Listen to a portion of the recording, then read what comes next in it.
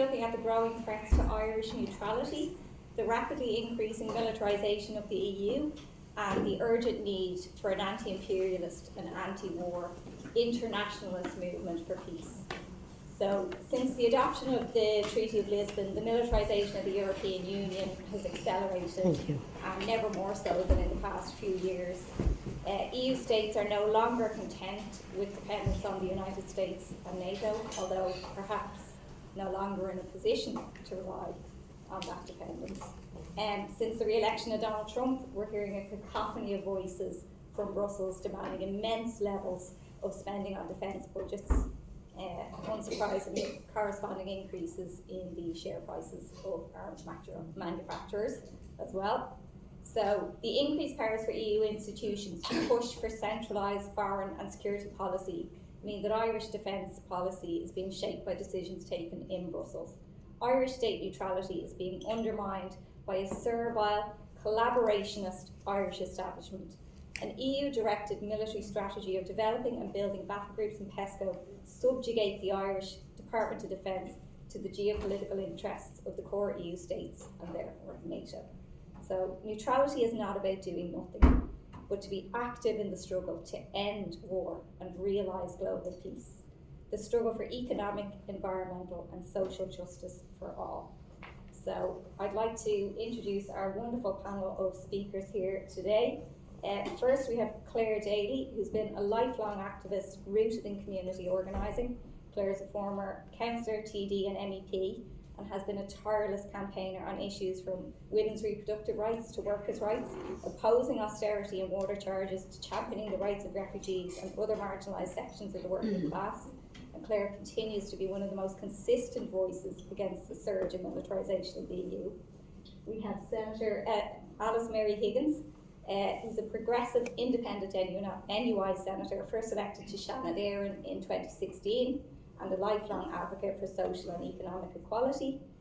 Senator Alice Mary has won over 70 changes to law and sponsored 20 bills, including the Mandate for Nature Bill, Adequate Minimum Wage Bill, Arms Embargo Bill, and the Occupied Territories Bill. And over to the left, we have Dr. Karen Devine, who's a lecturer in international relations, specialising in teaching European Union politics, Irish foreign policy and international relations theories and methodologies at DCU. And Dr. Devine's PhD thesis was the first and is still the only academic study of the values and identities underpinning the public support for neutrality. So I'd like to welcome all.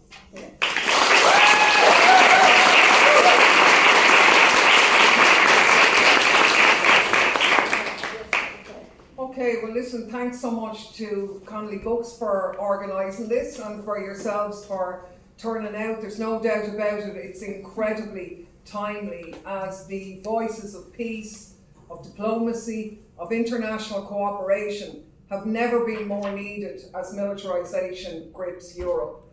And militarisation, of course, is the anathema of feminism. They're opposites. They cannot be reconciled. And yet everywhere we look, girl washing now is the order of the day, totally co-opted by the military-industrial complex. We see them ruthlessly exploiting the language of feminism, the cause of equality, the resistance to all forms of violence, discrimination and exploitation, the cause of care of ourselves and the planet. Everywhere you turn, you can see it. We see it in von der Leyen, in Kaja Kallas, in Annalena Baerbock, women who greenlight genocide, who call for the breakup of Russia, who legitimise the targeting of civilians in Gaza. My God, what progress that is. We see them ruthlessly and cynically capturing the language and trying to integrate UN Resolution 1325, Women, Peace and Security, as an integral part of NATO somehow, debasing the years and decades of tireless anti-militarist work of the women who drafted it and turning it into something like, well, militarisation, but for everyone, it's okay now. So let's be clear about this to start with.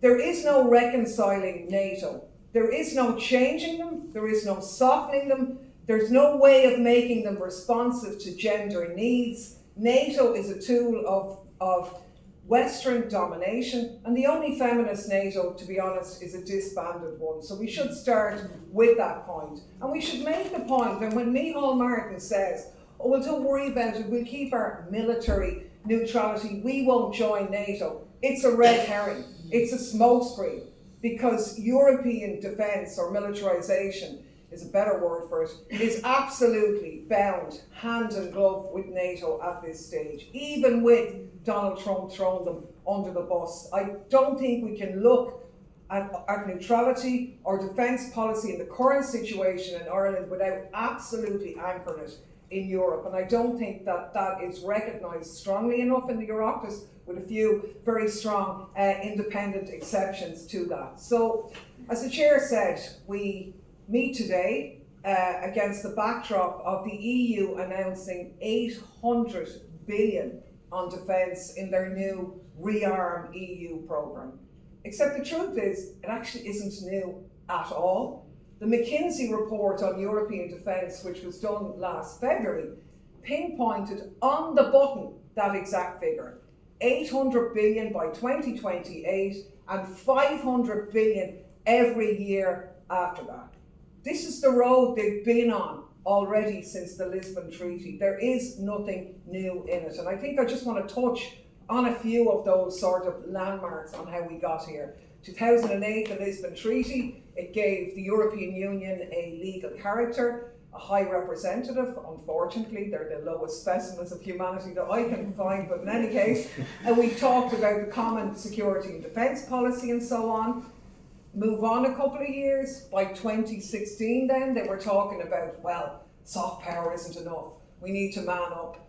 And to do that, they convened a group of personalities. They weren't pop stars or internet influencers. They were actually made up of a majority of the arms companies. The majority on that committee were arms companies represented. And they were asked, how are we going to make Europe safe? And they said, we have a right good idea for you. You've got to spend more on defence. And the very same people who designed that policy benefited from it. So in 2019, we had the European Defence Fund, the first time direct expenditure from an EU budget on militarisation. We had the European Peace Facility. I particularly hate that one because it's such a wrong name for what it is. It replaced the African Peace Facility, which specifically excluded, it was a development programme, and it specifically excluded the expenditure being spent on arms. Whereas the European Peace Facility specifically allows you to spend it on arms. And what started at 6 billion is now at 17 billion, 11 billion of that going to Ukraine. We've had military mobility, the rapid deployment defence capacity, the strategic compass. This was a plan that we'd all believed that we were all faced the same common threats. Now, they had a real problem with that one, of course, until Russia invaded Ukraine. And after that, the whole policy was absolutely turbocharged. Since then, European defence policy has been absolutely aligned with NATO. Checkbooks were opened, and we had this alphabet soup of programmes. 500 million for ASAP for ammunition, 300 million for IDIRPA, which is a procurement programme. They actually robbed 8.5 billion out of an environmental programme step. It was 10 billion. They took 8.5 billion of it out and put it in defence. That's what we've had, 50 billion for the Ukraine facility. And we have to say loudly, none of this has helped the people of Ukraine. None of this has made Europe any safer. And repeating it now is not going to change those outcomes at all. Because the truth is that the war in Ukraine happened against the backdrop of massive levels of increased military expenditure, not because we weren't militarist enough. And now, of course, with the prospect of the war ending, they're in total panic mode. Because who in their right mind is going to agree to that amount of public money being spent on weapons to kill people when there's so much need and human need out there, not to mention the race to deal with climate change. So now we have a new story. This is what it is, and they're in a total war frenzy now. Oh my God, the Americans are leaving us. We're on our own, we're totally unsafe. What are we going to do? And we have to, I think, kind of start by this by saying this is absolute nonsense. It is a total con at every level. The prospect of peace in Ukraine, which they're almost, treating as a declaration of war or something, is a good thing. The prospect of hundreds of thousands of Ukrainians and Russians not being slaughtered and the further erosion of Ukrainian territory not happen is a good thing. Negotiations were always the only way in which Ukraine could protect itself. It was always the case, and it's really tragic that it didn't happen with Minsk. It didn't happen with the Istanbul Accord, which the Ukrainians and the Russians agreed on shortly after the war took place. And it was the West, it was the US and Europe who stopped that agreement being in place, who told Ukraine to fight on. And obviously that failed horrifically. And Donald Trump doesn't want to be part of that, so he's moving on. And tragically, I think Europe fell for what was always a game led by the US of NATO's expansion to Russia's borders.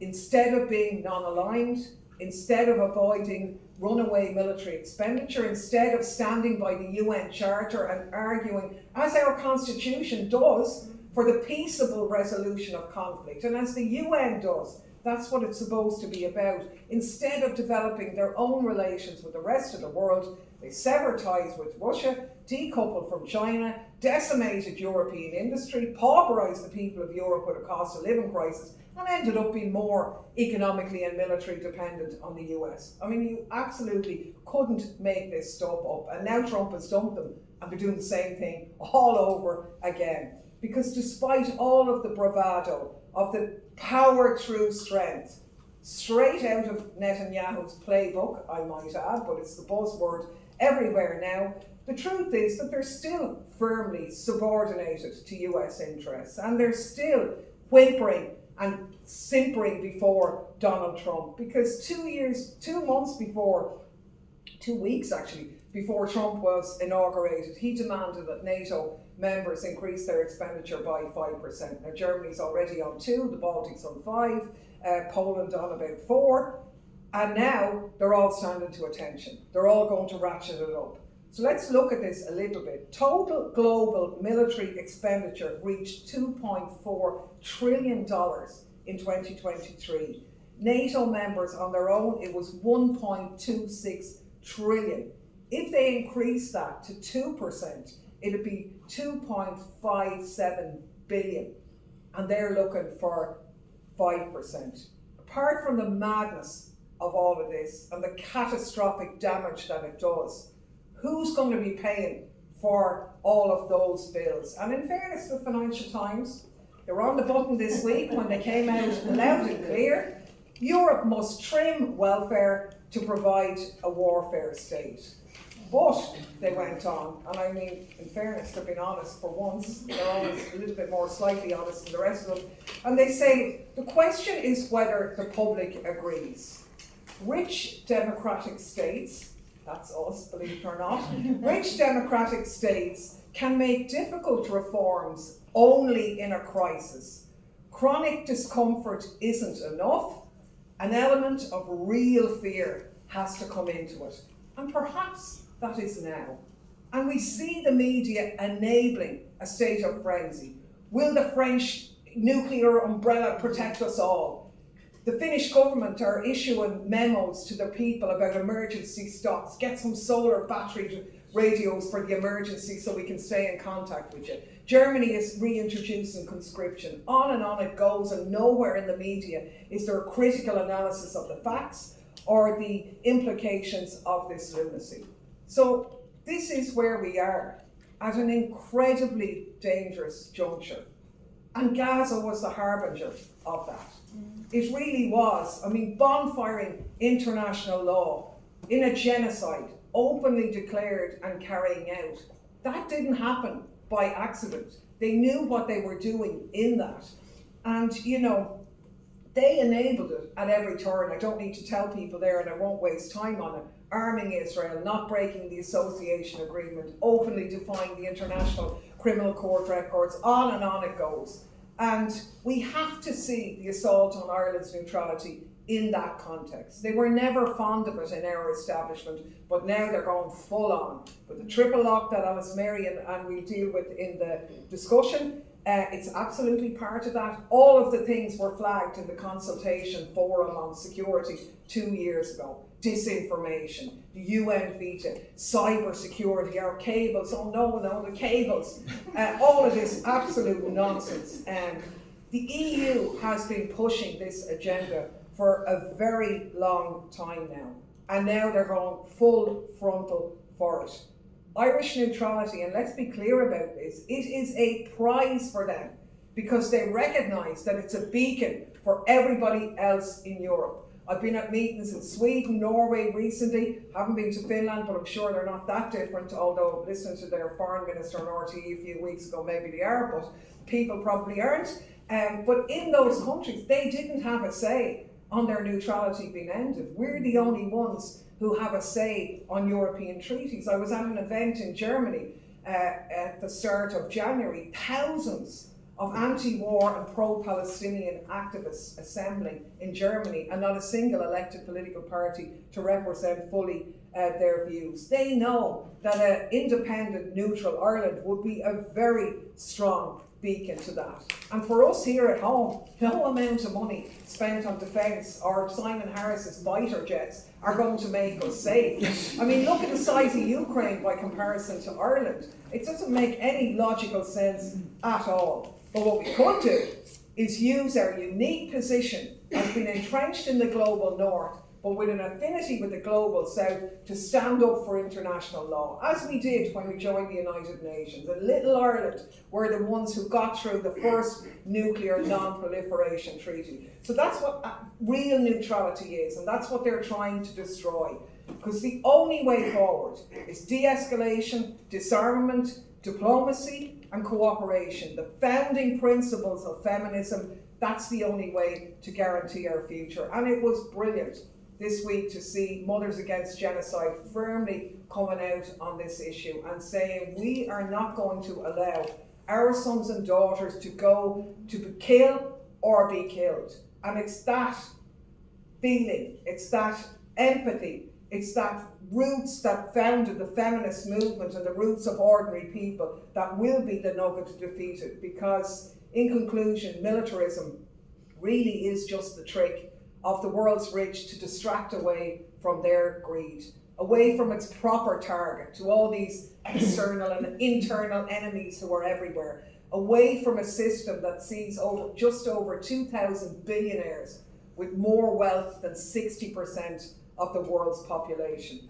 And a truly neutral Ireland is the only platform from which we can fight for truth and justice. And in the loosely adapted words of Rosa Luxemburg, the most revolutionary action that anyone can take is to loudly proclaim things as they really are. That's our task going from this meeting, and I hope we all embrace it.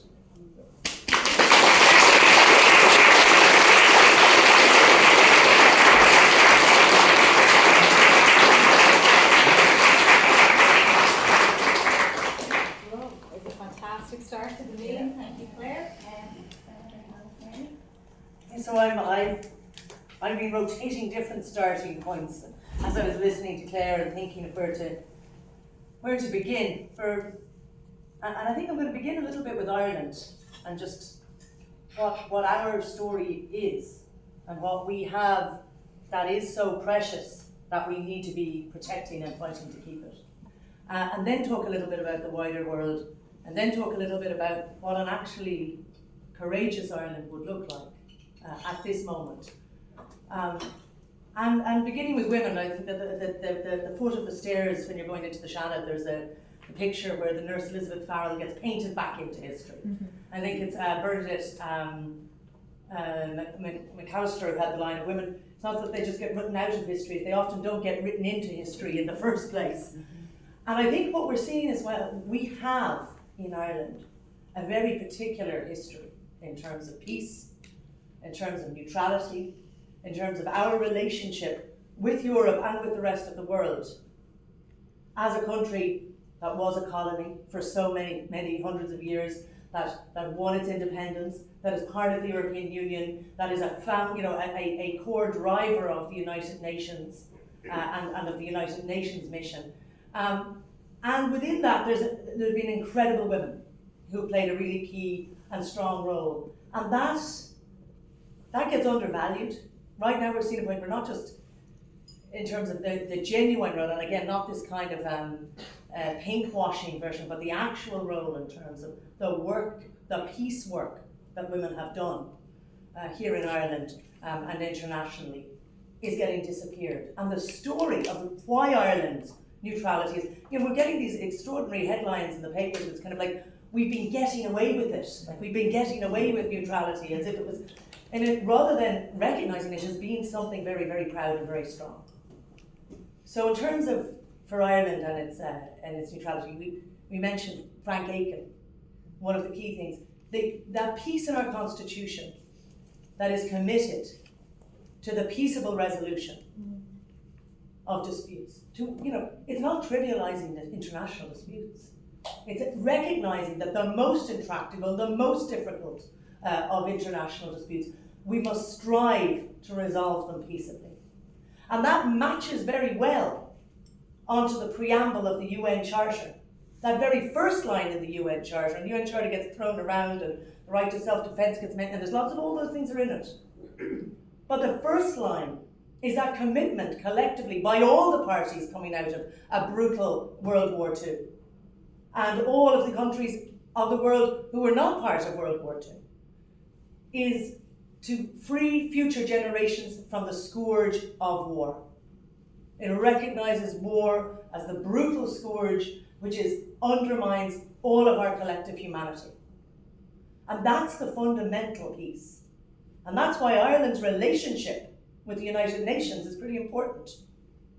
And why we've had, in that space of the United Nations, a disproportionate impact. Why we get asked to chair the Council on the Status of Women. Why we get asked to chair the process to develop the Sustainable Development Goals, which now feel heartbreaking in a way, because it was at a moment when you had the Paris Agreement, when you had the Sustainable Development Goals, and when you had this, I always say again and again that politics is ultimately decisions about how we want to live together. And that was a moment internationally where there felt like the beginnings of a vision of what it could look like to live together in a way that, where we might all get to live, and that we may be able to move towards something that could be sustainable. So we have all those moments when Ireland was there. That's now worth nothing, apparently, because the narrative we're hearing now is just how, we've been cruising along in this oblivious way, that we've been kind of, piggybacking on the real action, which has always been militarism and has always been the record. And it is we have to see, I think, the attack on neutrality as an attack on that vision of the United Nations, and that vision of a kind of world where human rights apply to all. Something, we're seeing the attacks on international law right across that simple principle. Human rights apply to everybody. They apply to someone in Gaza as well as someone in Ukraine. That all nations should have a say and might have a say and be to discuss things. That we might develop a common politics of principles, which we try to hold each other to account, and we fail, and people fail all the time. But that there is a common politics of principle. And that is being replaced by a very strong pushback, a huge pushback now, towards a politics of might is right. And almost a return to what we had, and we tried it for millennia, which is the great eras of empire, of big powers, of client states, of you get under the wings of whichever major power you can get under the wings of, and that's how we survive. And that is what we've had for millennia. And that is also, of course, the roots, the big history of colonialism right across the world, and of empire. So the big power politics comes with a lot of historical baggage, and it comes with a lot of jeopardy for all of us. And that little space, that's why I have a slightly different position away from Clare in terms of Europe. Like, I still see a grain of hope in Europe. I took part in the Future of Europe process, And I think Europe in its best moment, Europe was the example of how countries who've been living beside each other and killing each other for centuries can manage to actually be in a room to develop common ideas, to develop common standards. And for example, it's the thing undervalued again now, but that people are proud of when they talk about it in Europe and Ireland, it's often around gender equality, around the things that Europe did for women's rights, those kind of provisions. Those were the pieces. And when I took part in the Future of Europe process, which was meant to be this big resetting, because Europe got it wrong on austerity. The brutal shift away from common values and principles and into a focus on austerity alienated so many of the European population and led to some of the conditions which the far right have capitalised on. And recognised it felt like we're going to try and do it slightly different with this Future of Europe process. And I believe that citizens who participate in the process came in, and I was so struck by they talked about the same things. They talked about peace. They talked a lot about peace. They talked about a Europe that was good. And they wanted a Europe that was good. And the institutions who were there said, we hear you, a Europe that's strong. Like, they were saying literally a Europe that's good, and they were hearing a Europe that's strong. They were saying, we want a Europe that's a beacon on rights, and they said, you want a Europe that's a fortress. Like, that was the narrative, and you saw that process really co-opted and move towards this kind of militarist agenda, which, I mean, I agree that it has always been there. I don't believe it has always been winning, and that it always needs to win within the European Union. But I believe it is definitely preeminent, it's very strong, and it has many more steps. I could add some of the things to add to what, two things last year. One thing was the Arms Supply Production Fund. So, and it's an interesting thing just on the origin of Europe again. Back when it was the Coal and Steel Union, one of the very first reasons and rationales for it to be formed was to redirect our common manufacturing away from ammunition. That's literally in the original mandate for the European Union, because it recognises that those who produce the ammunition are the most likely to be its victims. It is the factory workers, it is the poor of each country. So that was one of the original mandates. And instead we've seen this shift where last year there was a decision to take money out of the fund, which is the multi-annual financial framework, which explicitly excludes military purposes, and redirect it towards arms manufacturers, including those arms manufacturers who have been sending weapons to Israel. And this is an example where Ireland can do things if they want to. Our Finance Committee is the only place that got scrutinised. The entire European Parliament waived scrutiny, said we don't need to examine this new act for 500 million going into ammunition production. And only the Finance Committee in Ireland is the only place. And the reason we were able to do it and been able to scrutinise it and come up with opinion against it was because of our neutrality. We've said we're concerned about the implications for neutrality, we're concerned about the implications on our, in terms of things like the triple up, and we're concerned also in relation to something that, alongside nuclear disarmament, Ireland can be very proud of, which is the cluster munitions ban, the global cluster munitions ban. I was there when it was negotiated in Croke Park. It was probably one of the proudest moments you could have. And that's an example now. Just yesterday, Lithuania have announced they're leaving the global ban on cluster munitions. These are literally landmines from the sky. They are indiscriminate. They kill and wound hugely disproportionately children and civilian populations, sometimes for years after conflict is over. So, you know, that's one piece in terms of disarmament. Ireland has this record, and we should and could be the anchor against things like the rise in the roll away from international disarmament treaties, the roll away, the shift away from standards in war, moving towards this dynamic as if what happens in war is, you know, is somehow things are acceptable because it's in war, like the Geneva Conventions. Separately, Ireland has this legacy in terms of active peace building, and women are central in that. It's women like, you know, the women who played such a key role in driving peace in Northern Ireland. I had, it was Monica McWilliams, Mairead Corrigan, and there's actually a pile of lovely quotes, I might get it from each of them, but like, they played that key role. And it's that learning was so significant. And Inez McCormack, who's a trade unionist, the first women president of the Irish Congress of Trade Unions, who played that key role in driving peace, and who did the work afterwards. This is the bit that like they don't really like to talk about, that peace isn't a moment. It's certainly not a kind of a standoff macho moment or a protection racket like Trump tries to frame it in terms of, you know, make your deal. And it's certainly not. Peace is this long, painful, extended, sometimes beautiful, sometimes inspiring, sometimes horrendous and frustrating process that goes on and on and on. And it happens in community centres, and it happens in community meetings, and it happens with investment in tackling social inequalities and poverty. Like, that's the work that delivers peace. And Ireland knows that.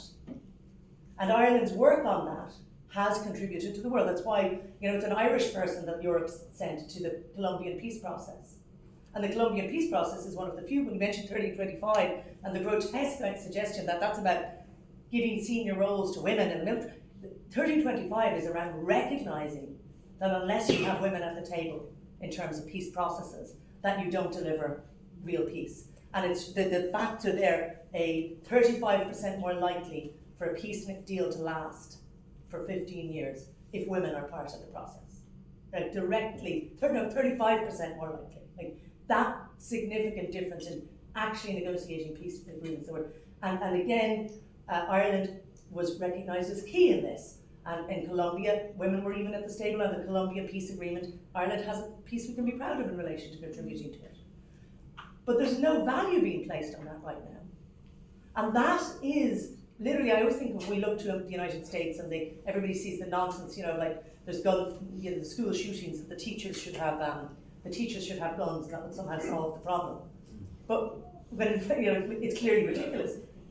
But Ireland is the teachers right now in this space. Like, Ireland are the teachers. Us getting a gun and joining in gun swinging with everybody else does nothing compared to what Ireland can do. I'm coming to my finish in terms of championing and being the champions of peace and delivering peace. And again, as I say, we have that to offer, and it gets hugely undermined. If we cut away the triple lock, if we break our connection with the UN, I've just two really quick things to finish on, which I'm sorry I went over time. I was going to talk about Operation Sophia. It's a really simple example, but it's an example of where we did something different. Ireland rescued 8,000 people a year from the sea, our navy. When we joined Operation Sophia, the collective EU mission, it went down to 1,800. And then they abandoned search and rescue altogether. And our minister, Keogh, said, we are moving from a primarily humanitarian focus to a primarily security focus. And that is the danger. And the policy then was, let them drown. So that is the danger when you move towards a primarily security focus, moving away from your peace, neutrality, active peace building, all of that is, you lose that special extra thing that you do. And that's the kind of thing that I think is at stake. And the last thing, I had a whole long speech, which I'm going to read, I'm not going to do. I'm going to read 2 quotes on it, because I think it's maybe relevant. It is interesting, Clare mentioned empathy. What I actually planned to speak on a lot more was on empathy and on care. With women, all that peace work, all the community, a lot of it is care. It is deep, it's the kind of care work that gets undervalued and underappreciated right across it. It's the kind of thing that's disappeared. And the idea that you would take, not just spending on military, but they've been specific. Paul Rush has said, the head of NATO was asked, where would you take it from? He says, we would take it from welfare, we would take it from social security, and from pensions, and from health spending. That's where they want it taken from. And they specifically, Ursula von der Leyen is talking about taking it from the social cohesion funding. Social cohesion funding then funds exactly the kind of community development pieces that actually build peace. And empathy, a terrible line from Musk to finish on. I know nobody wants to hear it, just to bring a bit of masculine energy into the room. Empathy is the great weakness of Western civilization. Now, if you are from any part of the world that has been colonized by Western civilization, you may have a different perspective. But it's interesting because it shows us that empathy is the danger, like the toxicity online, why Vance was saying don't regulate that toxicity online, the dismantling of aid programs, the dismantling of social security programs, like literally care and empathy and connection are the thing that are the threat to a world of fear and a world of narrowed military power. That is why they are actually under attack. It's why they criminalise those who rescue people now from the Mediterranean. It's why Palestine and Gaza, you know, we weren't looking at videos of fighters from Gaza, but it hit people's hearts because they saw people in Gaza giving acts of love and care for each other. And that struck us to humanity, and that is why it was such a threat to the narratives that have been created. And that's something that women have championed. And even right now across Europe, it seems like women are going further left in their vote, the young women under 30, even as the young men are going further right. There is a space for women to champion and fight and lead that piece on empathy, and for Ireland to do the same. Thank you.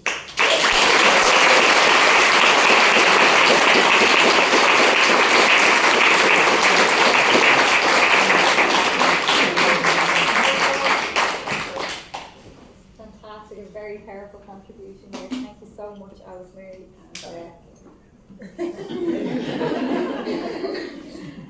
So thank you very much for the Connolly Association for having me here today. It's great to be part of this amazing panel and great to see a full house here. Thanks so much for everyone for coming.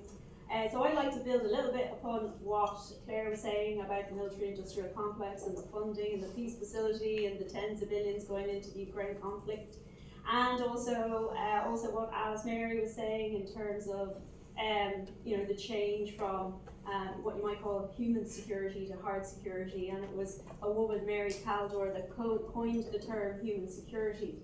In other words, decentering the idea of security away from a state to humans. Instead of what a state needs, what do actual humans need, regardless of borders, etc. And so I'd like to cover, I suppose, give you a little bit of a picture in terms of the network of communications and connections that is covering the universities, is covering the media, is covering think tanks. And hopefully, I'll touch on corruption as well, but hopefully end on a positive note, because us sitting in this room, we are not alone according to the data that I have looked at on media consumption, in particular news media, the plummeting consumption of news media and the soaring levels of distrust of news media, particularly in relation to the war in Ukraine. So I work as a lecturer, but and I teach EU as well, EU politics, but I'm unusual in that I am not what they call a Jean Monnet lecturer. They tend to be the only people now allowed to speak on the media, invited to speak on the media. Jean Monnet lectures are directly funded by the European Union. They're not paid by the state, you, me, the Higher Education Authority. They're paid directly from the European Commission funds. And it was amazing, at one of the Jean Monnet conferences, the head, I suppose the keynote speaker, Joseph Weiler, said, Jean Monnet lectures come to it with the idealistic/ideological baggage, which one does not necessarily find in comparable areas of the social sciences.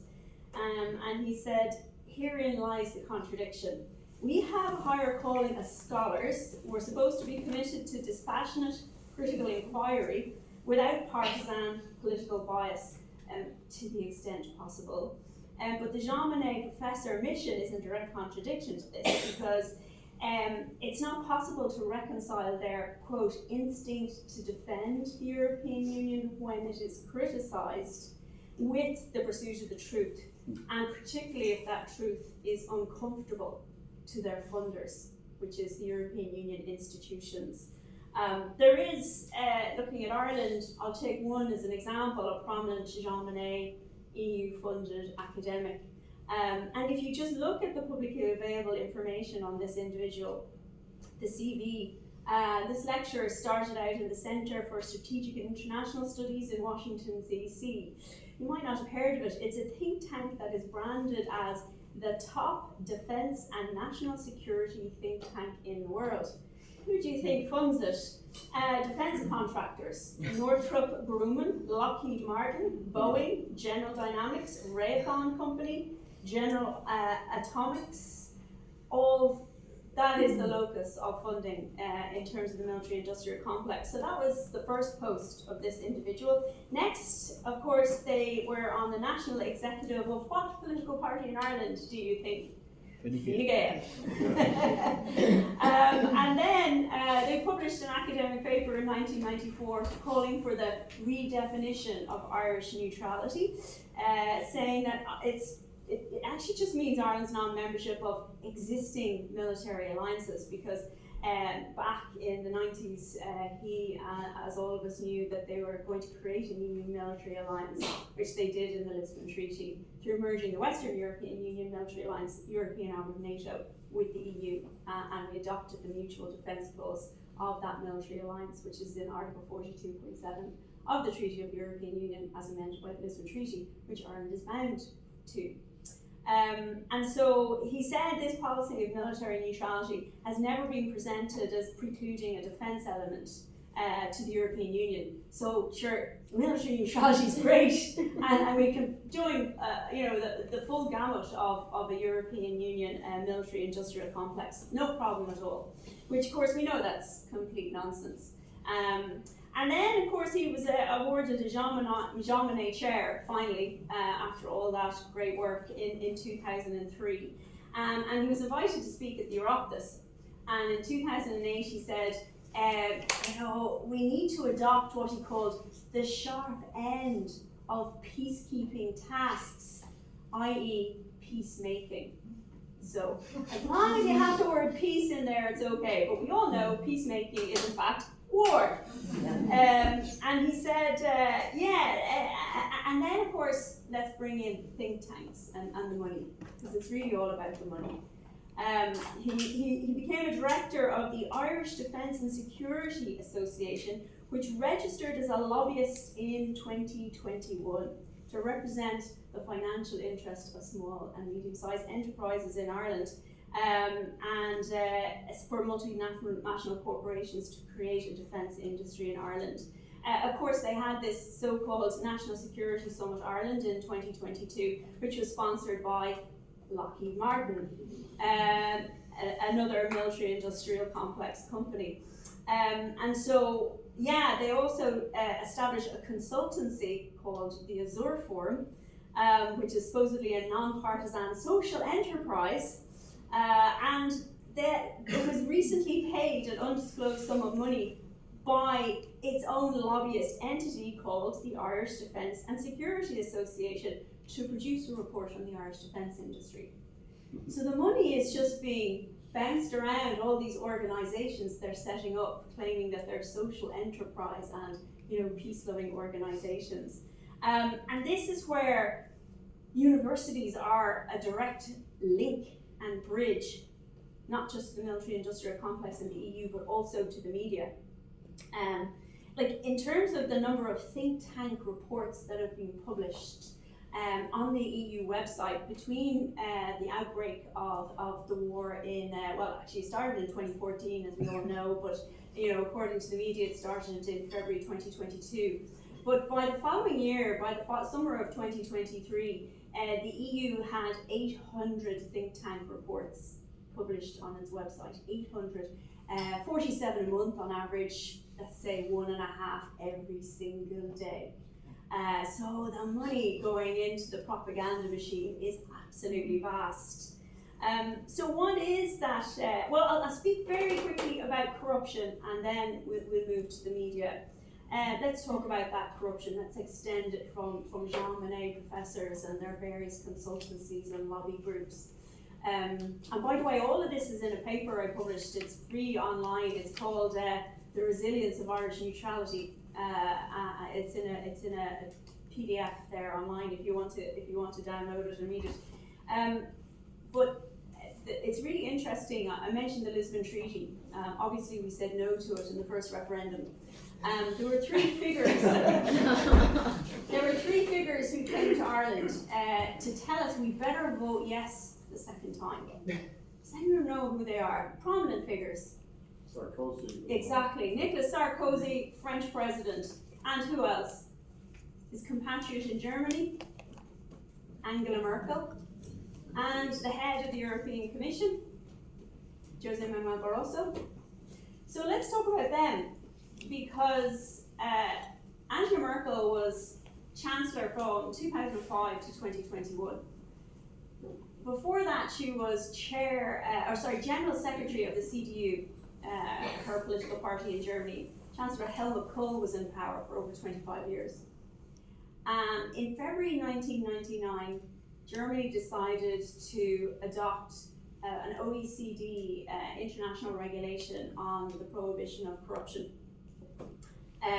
Of course, the arms trade is a fraction of world trade, but estimated to account for 40% of global corruption.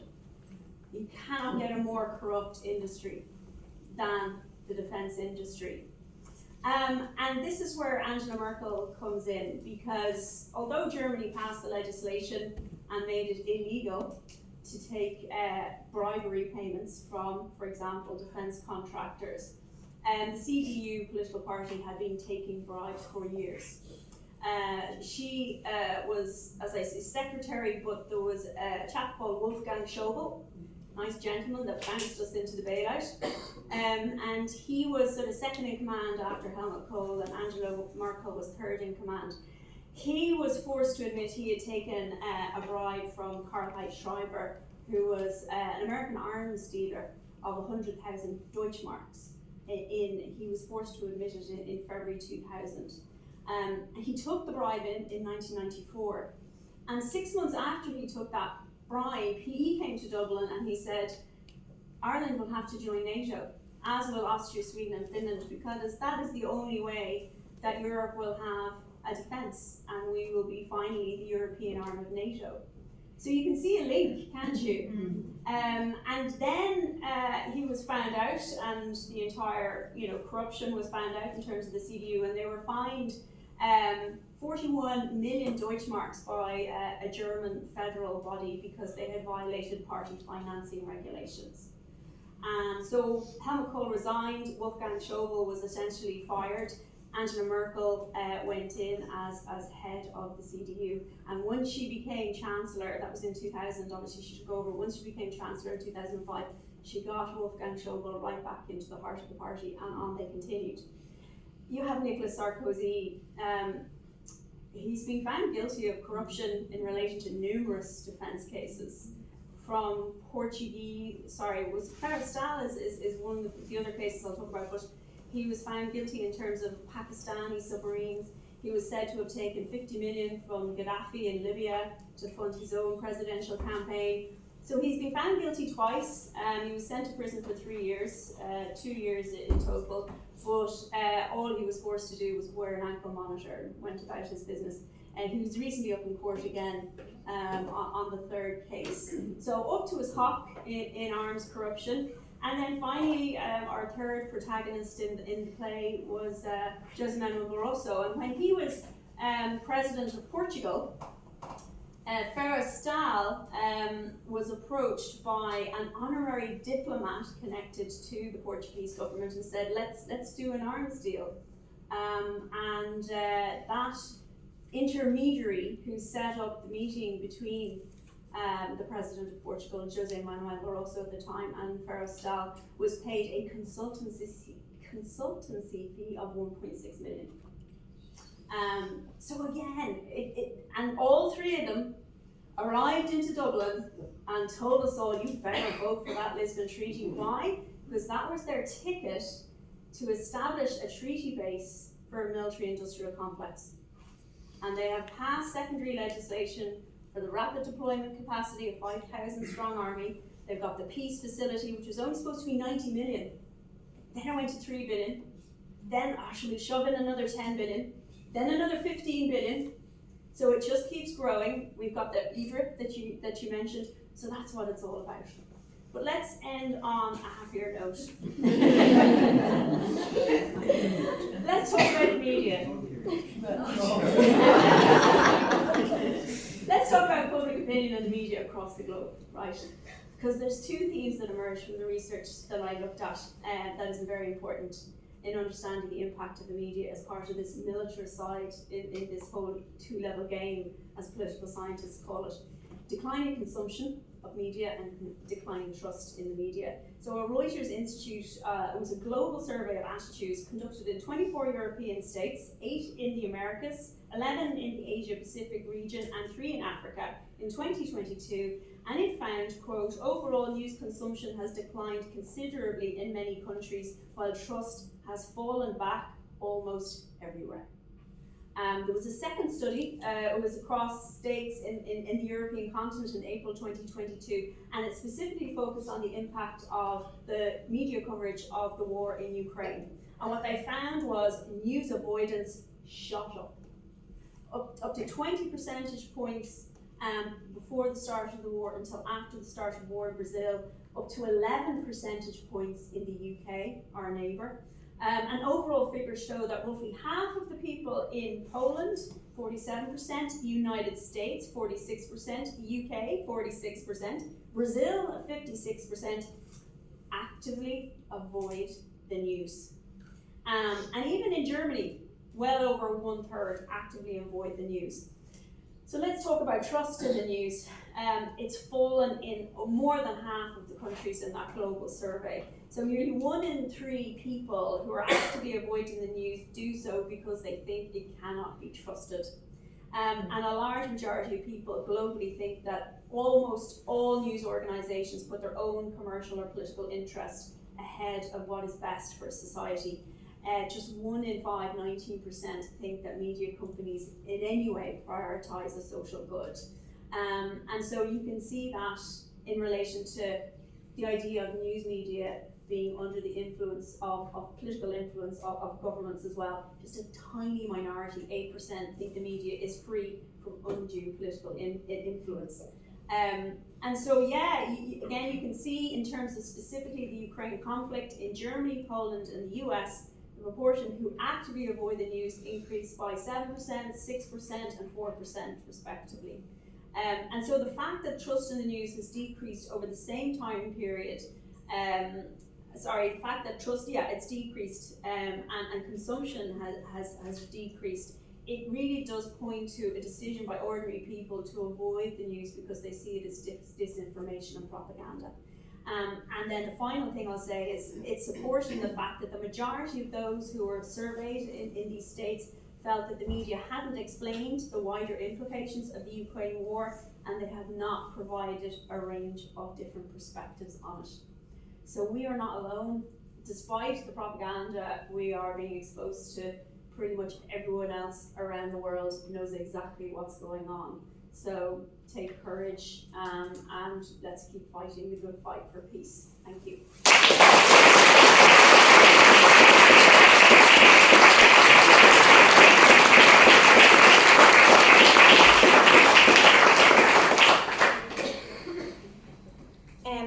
I know we're running a tiny bit behind. We were supposed to finish about 5, so I think even if we go a couple of minutes over, that's okay. But we'll open it up to questions to the panel here if anybody would like to ask. Yeah, go ahead.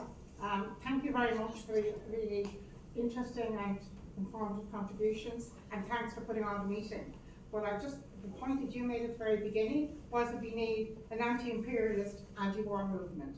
And we need it now more than ever before with the militarisation of Europe, with the incredible poverty that people are going to be facing, and that there's going to be more wars of regime change.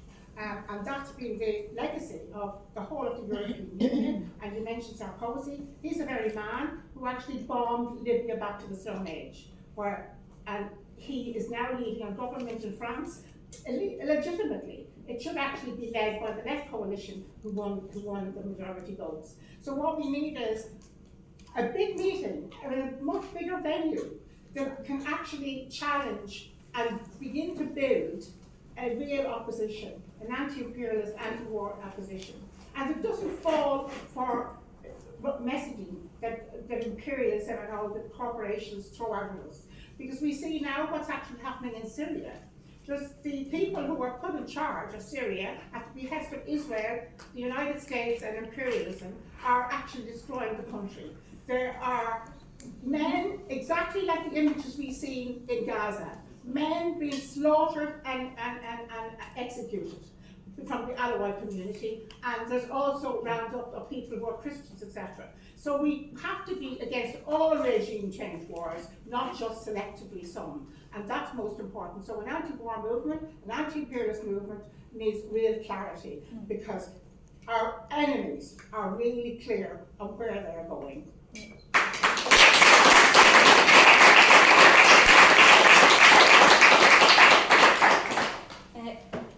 I just say, I want to say it's great to see Clare there up on the stage and lift your heart there. We miss you.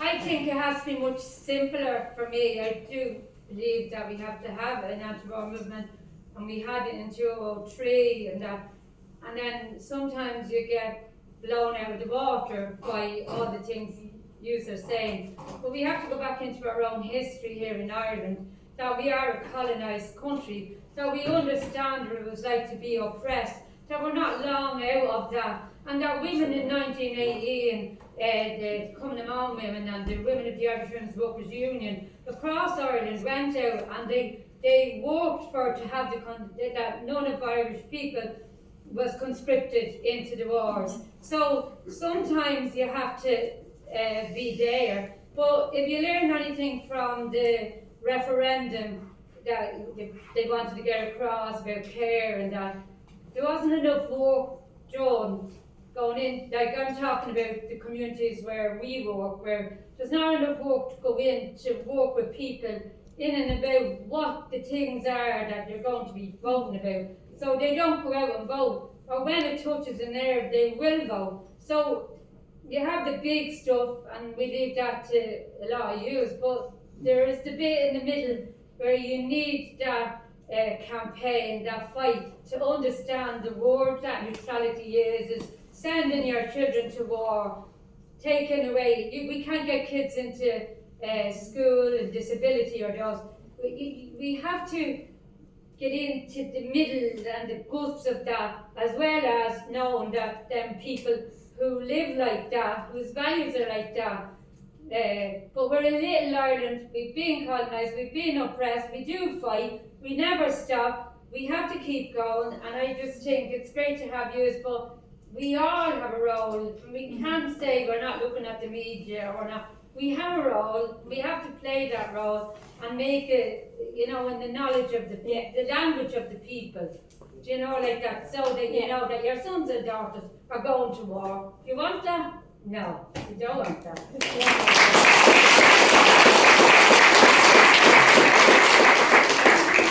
Because there's been two contributions about what we do need here, so maybe to start thinking just about even just to back up your point there, right? We're small, post-colonial.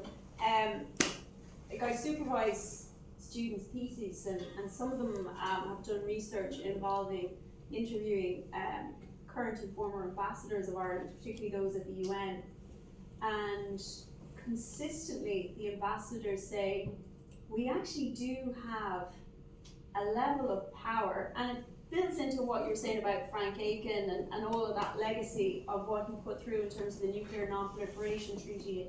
And of course, 2017, Ireland was part of a campaign to create a treaty on the total ban on nuclear weapons, which was successful. So it is now a legal international instrument that states can sign up to, and scores have signed up to it.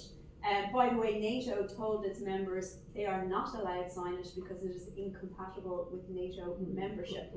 And only Austria and Malta signed it out of the EU, and all the rest of them didn't sign it. But just to say about the ambassadors, the Irish ambassadors are very well aware that other states, the vast majority of states in the international system, are also small and also post-colonial. And so there is a level of cooperation at the UN level, and we have quite a powerful position, and also that is because of our neutrality. Not all of the ambassadors talked about neutrality. You could see a slight polarisation with the vast majority of them. And then finally, I was asked, I don't know how I managed to get into that, from which political party it could have been. Anyway, we won't say. But I was asked to go in front of the Oireachtas and talk about Brexit and Irish foreign policy. And afterwards, a deputy ambassador from the Dutch embassy here in Dublin approached me and said, listen, will you come and have a chat with myself and 30 other deputy ambassadors? I kind of get us together every couple of months and we get people to come and speak to us. And you know a bit about Irish foreign policy, like tell us something that we want to know.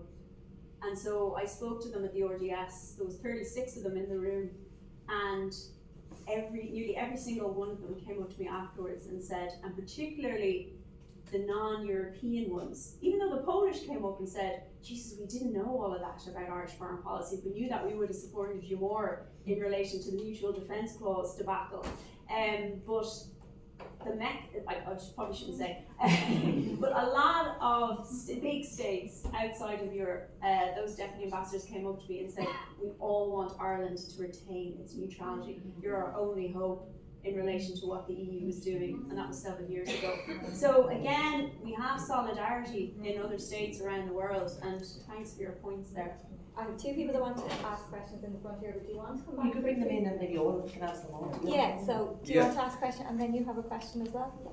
So firstly, I just wanted to thank all of you for coming out and kind of giving the talk on this today. But you know, I've just heard a couple of things over like the kind of conversation of like, you know, this person behind me spoke about, you know, the kind of clarity on the Irish position, and that, you know, we need that clarity. And like, I've heard just like a number of times over like the hour or so that we've been here about, you know, Ireland's colonial history and about how, you know, we are now an independent state, when like, you know, I think that, you know, doesn't provide the clarity of like the actual situation, you know, because like we're a neo-colonial state, you know, the British control our airspace, NATO control our water, you know, so to say that we're an independent nation, like even within the 26 counties, I think is kind of, it's kind of misleading. And like, you know, when you also bring in the question of like, you know, like the term Ireland's neutrality, like we've seen over, you know, for decades now that like Shannon has been used as, you know, a place to carry munitions for American-backed wars everywhere, you know, and like we've seen it now currently as well. Like the Ditch have been very good at highlighting it, that you know, that there's munitions actually going to Israel, you know, right now to carry out their genocide. And like to claim, I just think it's quite disingenuous to claim that Ireland is in any way neutral, you know, because of, you know, these things that are happening. And then when you bring in the question of the occupation of the 6 counties, you know, we're actually occupied by a NATO power currently as well. So like, I kind of think that the conversation kind of needs to be turned a little bit in terms of like, you know, we kind of need to, you know, clean our own rooms first before we start, you know, kind of preaching about how neutral we are to other countries, I feel. And do you want to? It's been a really insightful discussion, and I'm with Mothers Against Genocide, and I think it really makes me think about our campaign strategy and where we can be focusing our energy, because, you know, we all have very limited resources, particularly in relation to the research that you had around news consumption. I'm wondering if you have any advice in terms of positioning this within social media platforms. We find very big uptake with Mothers Against Genocide, with 15 million views a month globally, but what does that actually mean? And is there any research in terms of outreach campaigns versus something on big tech platforms, for example? Really, AFRI have been good on this. Like, they had a postcard campaign in relation to the triple lock. I think that if you have these short videos on TikTok, on those newer social media platforms, you will get traction in terms of awareness. There is an interest there, but it's about telling people who are viewing this, what can you do? Which is about writing to your politician. It is about organising, you know, information campaigns themselves, whether they're students in secondary school, like asking their teachers to have people to come in and speak. I don't know, it was a long time ago now, but I think it was around 2008, 2009, in relation after the first Lisbon referendum and before the second Lisbon referendum, wrote 3 articles on neutrality in the Irish Times, and there were teachers writing to me saying, I've been using those articles in the classroom to try to kind of teach kids about this stuff. So I think it's great that if you can get it on social media and TikTok and get that traction, but have an action for people at the end in terms of organisation, in terms of lobbying politicians. At the end of the day, in a democratic state, and to the point that gentleman was making in terms of how the government has been violating our neutrality, you're absolutely right. Military neutrality means the back door into NATO. Yeah. But from the Irish people's perspective, they do know what neutrality means. It's very clear in all the opinion poll data. 22 opinion polls in that paper I talked about that's up online. And Irish people's value and support for neutrality is consistent across nearly 50 years of data and opinion polling, no matter what war comes along. And it's because of those post-colonial values. And so when I'm talking about neutrality, I'm talking about public opinion on neutrality. So it is about educating awareness and then give them an action or behaviour they can do collectively from my perspective. Yeah, I would come in just exactly in terms of that point on neutrality. It's like, no, it's almost one of the ways that you end up conceding space. I always say the big dangers for activism and action is complacency on the one hand, but cynicism on the other. So, you know, it's almost that we don't need to worry and there's nothing we can do. You know, so like I think there is a piece of saying, even as it is being betrayed and undermined and undervalued and misrepresented, our neutrality is still a thing. And it's a thing for people in Ireland, and it still does matter. And it has substantial, it's a reason it is a major factor within Europe, as you heard from Clare. It's a major factor internationally. Like, you know, it's an example of how, you know, Ireland can have a much bigger impact internationally as a neutral country, and we have. Like, the evidence is there in the treaties we've signed and led, and in the work that we've done, and in the spaces where, as a nation of like, you know, 4 or 5 million people, we've managed to have huge impacts as a neutral. I think was it Neil Richmond was out on the radio talking about our wonderful passport, that's the 4th most valuable in the world. Like, and it's like, why is it the 4th most valuable in the world? It's partly because of our neutrality and it being something. So I think it's important not to concede it, even as it is attacked and undermined. And yes, we fight each of those instances. So I'm a sponsor of the arms embargo bill. Completely agree with you. One of the key things that I was going to say, if Ireland was going to be courageous and use our neutrality really substantially, what we would be doing is we would be making sure we remove ourselves from the flow of arms, that we are not complicit in the flow of arms. That's an action that we can take. We have them, the policies are already there actually, the laws are already there if we chose to use them. Making sure we're not part of the flow of arms, including the dual use technologies of war. We would be making sure that we would be raising hell about people leaving the cluster munition treaty. We would be going out and saying, no, there are things that are not acceptable even in a war. There are weapons that are not acceptable even in a war. We would be saying, where's 1325 and the involvement of women now in relation to the potential peace settlement in terms of Ukraine and Russia, in terms of where is it in terms of you know, moving to phase 2, as we should be moving to phase 2 now in terms of Gaza. You know, we would be talking about and being in the room as people who can talk about peace and peace processes and speaking up. That would be actually us being courageous and using what we have and what is our credibility. And yeah, just to pick up on the 2 other things, I think there's a nice line I quote, I didn't get to use, give me an excuse, Rita, which is from Mary Corrigan, which is, if we want to reap the harvest of peace and justice in the future, we have to sow the seeds of non-violence here and now in the present. And there is this thing of that link between, at that community level, to go, we know what people need and what they need to live and what they need to live together in ways that are peaceful and ways that are secure. And we can extrapolate that up.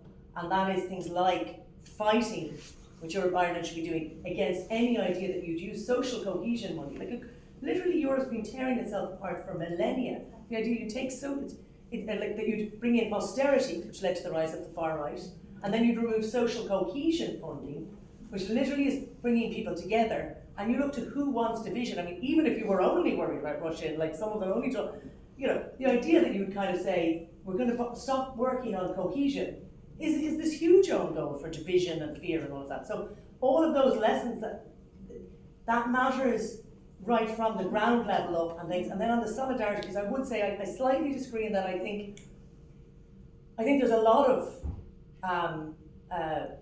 terrible regimes across the world.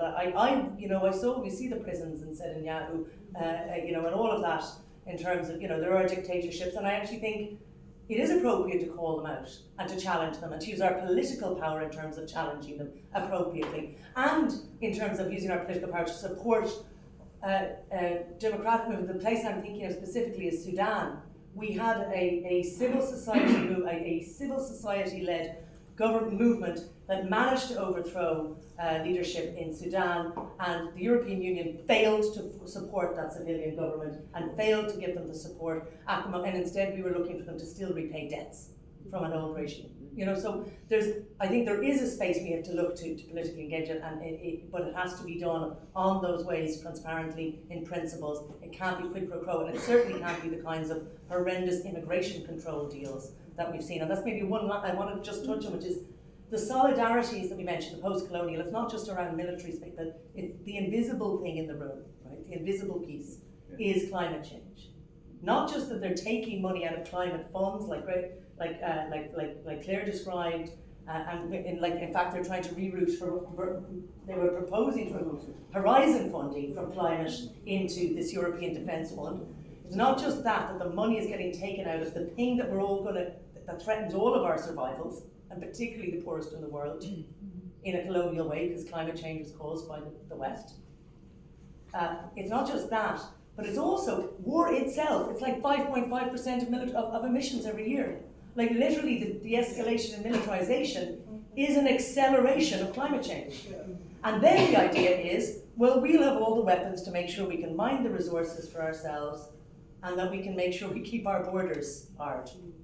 And that is, I think, where we need to really challenge ourselves and be really anti-colonial and say, we are going to be anti-colonial in terms of the militarization agenda and in terms of the climate change agenda.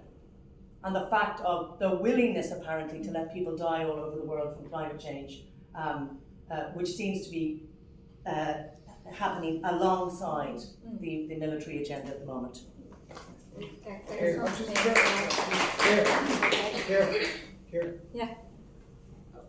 Claire's going to come in with a response first. Yeah, just one quick question. Do we agree that transit to triple lock is the key thing now? And can we do that? And how can we do it? Yeah. Clare and now it's Mary and Karen, you all know me. 2.5 years ago, the Irish Neutrality League was formed. It was a great statement. You've all signed it. You've made contributions to it. There were great protests at the fora that Neil Martin organised. And various groups organised protests last Tuesday morning outside the cabinet meeting. By, I don't know, maybe 15 or 20 people there, very good, lots of solidarity. But can we build a stronger, cohesive movement to really challenge the government? I know that we don't have the figures in the Dáil, and it would take defections from either Fianna Fáil or the independents to not pass the triple lock. So that's my question. How do we say to triple lock?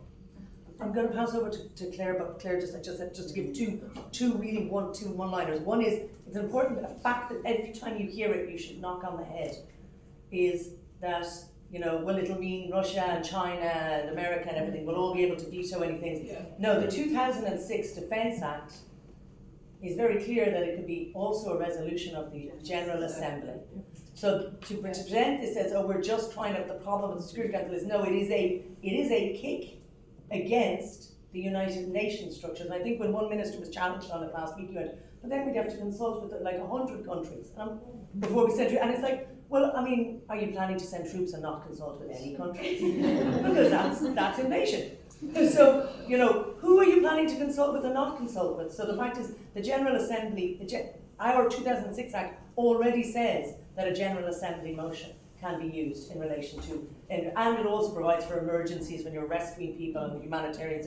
So we need to, anytime we get that very simplistic soundbite, challenge it. Yeah. And I would just agree, I think, in the end, when we said about media and stuff, like, problem is social media is so problematic as well and difficult and things. But Ireland is a place where you can physically turn up on the doors and have a consideration. There's what, like 300 public representatives in the Dáil, like in the Dáil and Shamit. You know what I mean? I should actually, 60 plus 170. Yeah, but the point is, you actually can, and I think it's going to be really, really important that it is postcard based or actually turning up at constituency clinics. It has to be felt on the ground as a concern, and I think that is the only thing that shifts it. Absolutely, and it's in that influencing individuals, and I think there are some even within Fianna Fáil and Fine Gael who are uncomfortable. Certainly within Fianna Fáil, I know there's some who are uncomfortable with this direction of travel. And what I can testify to ourselves, and I see my colleagues Lynn Ram and others, is we will certainly be fighting it within the Oireachtas, but I think the pressure outside the Oireachtas on Oireachtas members is going to be crucial at this point. No, absolutely, and I think information is a key part of that, and that's why this discussion is beneficial, because to add to the points that Alice Mary was making, I mean, in the 10 years of the Cold War, the UN Security Council never backed a peacekeeping mission, and no one was talking about getting rid of the triple lock now. It's not because the UN isn't functioning or anything like that, it's part of a strategy, and I totally take your point about our neutrality has always been debased, but it is still ironically real as well. Yeah. I mean, I've been on sort of media outlets that will publish in the global south, and they always go, oh my God, even Ireland is getting caught up in all of this madness, militarisation of Europe. So they can't figure out what the hell Europe's doing, but then when they see Ireland as part of that, they recognise it as something kind of different. And it has been and has kept a massive check on military expenditure in this country, which is way behind anywhere else. And while I'm fully in favour of paying our soldiers properly and all that kind of thing, this isn't where the expenditure is going. No. This is going on fighter jets now and all the toys for big boys and working with NATO, protecting these cables, you know, all this sort of stuff. And brown envelopes. Yeah, and we're going to pay for it, and that's what I think taps into the points that Rita was making and Anne about the anti-war movement and work on the ground, is to explain to people, many people who are struggling in this country already, who is going to pay for this, that maybe the idea of people dying abroad doesn't seem real, but actually it does mean Irish men and women potentially being involved in conflict, because the only thing that the removal of the triple lock does is allow Irish troops participate in missions that don't require a UN mandate. Now, what the hell would we in Ireland be going into Africa, helping French and German oil companies or whatever to exploit the resources and the people there? It's absolute lunacy. Or going to war with Russia. I mean, nobody in Ireland would think that was a good idea, because frankly, it's take. And then you have the cost of it. The absolute cost of it now is a huge factor, and we have to take that in. But why? I think there's a demoralisation everywhere. I mean, one of the girls who worked with me in Brussels, she still lives there now, and the parent group in her creche are sending around a WhatsApp group. Sorry guys to change the topic on our WhatsApp group, but is anybody stocking up on emergency provisions and medical supplies, food and water? I think it would be a really good idea, right? And then another one saying, yeah, me too, and another one, oh, well, our government in Finland says we should get solar powered radios, and this goes on. And I was saying, why the hell isn't one of them saying, do you know what, when we all go out on the streets and demand an end to this madness, but fear and that type of paralysis took over. And I think part of that is the dominance of the media, and I fully accept the points that Karen is making on the figures and the impact, and absolutely loads of people have switched off. But that monolithic media thing, normally there's two sides to every story, but the media only give you one. And that's why social media is so important, and they give it at every way, through their think tanks, through their politicians, through their universities. That has an effect, and we can only counter that with information ourselves, the lights of the discussion that we're having here. I think it's incredibly important, this idea of welfare, not warfare. Who's paying for this lunacy? And putting Ireland very much firmly part of that debate. There's probably 100 other things, but I can't think of them. But no, I think they've been very good questions, and everybody can do something on that. Have a discussion with somebody about this. Say, no, just scratch beneath the surface. I think it's educating people. Yeah, from my own barbershop. the young fellas in their 20s don't even know what the triple lock is. No, exactly. So for your own paper, for myself, I think I'll print it out and leave it around the shops. Yeah. You know, I have 2 barber shops, one near Ballymun, one near Coolon, and they just haven't got a clue. So it's even when it came to the vote, they didn't even know how to vote. They didn't know the difference in parties. And I'll speak about it all day, every day, but it's educating each other, you know. I think we were all reared, don't talk politics, don't talk religion, where I'm at the opposite, talk more of it. Because you don't know till you speak about it, you know. No, but even I think with young people in schools, I'm 15 years old, and the only reason I know about Irish neutrality, or the reason like I know it's a thing, or it's a thing that's being threatened, is from having discussions with my mother, or going to things like this, or reading up on it, doing my own research. It's something we're not taught in school. I've never heard the word Irish neutrality in school, unless you're choosing certain subjects like history or society and politics. And people choosing those subjects are most likely the people who already have a faint idea about it. But despite what you choose at senior cycle level, as soon as you leave, and you're age 18, everyone's eligible to vote. So we got people have to, and I heard the lady with Mothers Against Genocide talking about social media campaigns. From the other places other than schools where young people are getting their information from, we spend hours a day on social media, whether we like to admit it or not. So seeing important things come up on our feed is actually going to educate young people more, and that's why I think getting the right platforms such as like TikTok, which young people are using now more than any other, is very vital. Because young people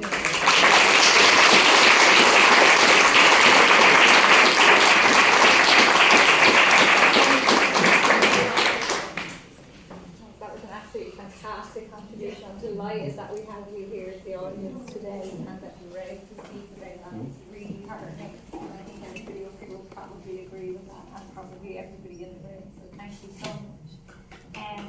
Look, we're quite probably running over a little bit here, and I know we're delayed. It was maybe quite a lot.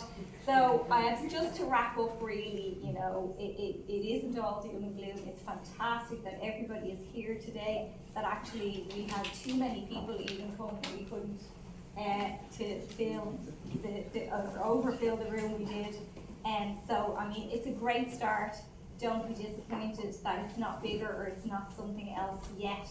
And you know, there's always work to be done, and that's how it is. So yes, there are incredible challenges when you look at the scale and the power of the military-industrial complex and its warmongering proponents in the political establishment. But we have to really steel ourselves for this struggle because it is enormous. It's a real existential moment for us here in Ireland.